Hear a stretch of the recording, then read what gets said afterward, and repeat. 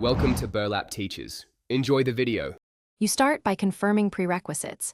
You must have account access and 2FA enabled and permissions to create tasks.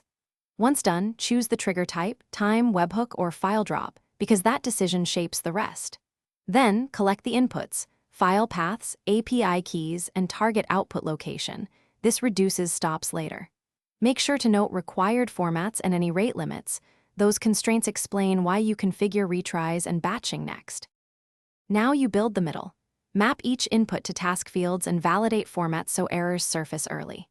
As you add steps, data transform, API calls, and storage, configure retries and backoff because transient failures happen. Once configured, insert conditional branches for error handling and choose limited parallelism to speed throughput without overwhelming endpoints.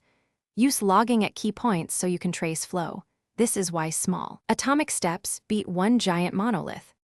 Finish by running a dry run and verifying outputs against known samples. You want confidence before enabling. Once satisfied, schedule or enable the task, monitor the first few runs, and adjust concurrency or rate limits if needed.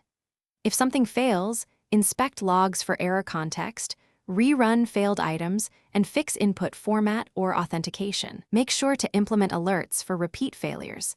This helps you catch regressions early and maintain reliable automation. Thanks for watching. Consider subscribing if this video helped you.